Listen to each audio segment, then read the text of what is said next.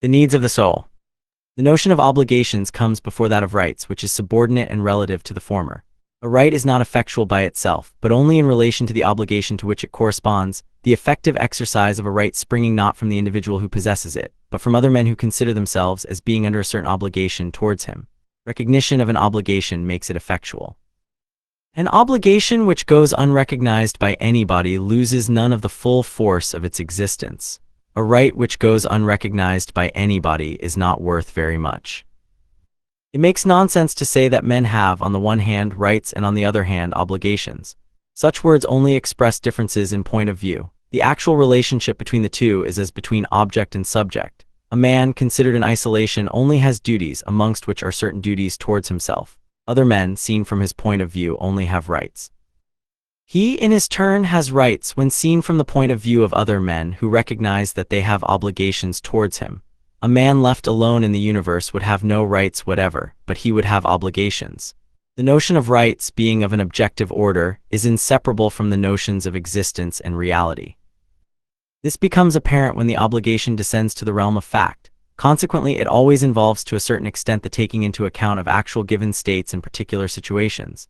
Rights are always found to be related to certain conditions. Obligations alone remain independent of conditions. They belong to a realm situated above all conditions because it is situated above this world. The men of 1789 did not recognize the existence of such a realm. All they recognized was the one on the human plane. That is why they started off with the idea of rights, but at the same time they wanted to postulate absolute principles. This contradiction caused them to tumble into a confusion of language and ideas, which is largely responsible for the present political and social confusion. The realm of what is eternal, universal, unconditioned is other than the one conditioned by facts, and different ideas hold sway there, ones which are related to the most secret recesses of the human soul. Obligations are only binding on human beings. There are no obligations for collectivities as such, but they exist for all human beings who constitute, serve, command, or represent a collectivity, in that part of their existence which is related to the collectivity as in that part which is independent of it. All human beings are bound by identical obligations, although these are performed in different ways according to particular circumstances. No human being, whoever he may be under whatever circumstances, can escape them without being guilty of crime, save where there are two genuine obligations which are in fact incompatible, and a man is forced to sacrifice one of them. The imperfections of a social order can be measured by the number of situations of this kind it harbors within itself. But even in such a case, a crime is committed if the obligation so sacrificed is not merely sacrificed in fact, but its existence denied into the bargain. The object of any obligation in the realm of human affairs is always the human being as such. There exists an obligation towards every human being for the sole reason that he or she is a human being, without any other condition requiring to be fulfilled, and even without any recognition of such obligation on the part of the individual concerned. This obligation is not based upon any de facto situation, nor upon jurisprudence, customs, social structure, relative state of forces, historical heritage, or presumed historical orientation, for no de facto situation is able to create an obligation. This obligation is not based upon any convention, for all conventions are liable to be modified according to the wishes of the contracting parties, whereas in this case no change in the mind and will of man can modify anything whatsoever. This obligation is an eternal one. It is coextensive with the eternal destiny of human beings. Only human beings have an eternal destiny. Human collectivities have not got one, nor are there in regard to the latter any direct obligations of an eternal nature. Duty towards the human being as such, that alone is eternal. This obligation is an unconditional one. If it is founded on something, that something, whatever it is, does not form part of our world. In our world, it is not founded on anything at all. It is the one and only obligation in connection with human affairs that is not subject to any condition. This obligation has no foundation, but only a verification in the common consent accorded by the universal conscience. It finds expression in some of the oldest written texts which have come down to us. It is recognized by everybody without exception in every single case where it is not attacked as a result of interest or passion, and it is in relation to it that we measure our progress. The recognition of this obligation is expressed in a confused and imperfect form, that is, more or less imperfect according to the particular case, by what are called positive rights. To the extent to which positive rights are in contradiction with it, to that precise extent is their origin an illegitimate one.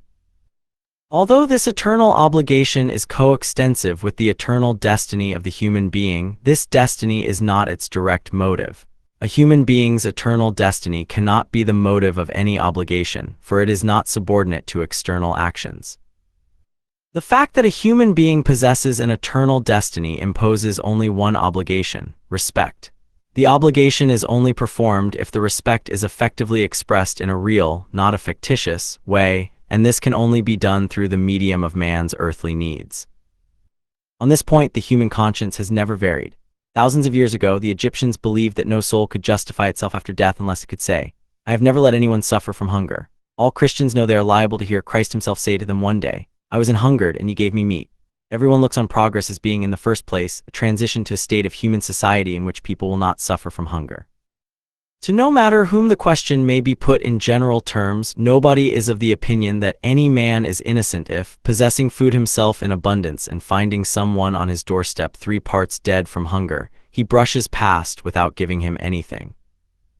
So it is an eternal obligation towards the human being not to let him suffer from hunger when one has the chance of coming to his assistance.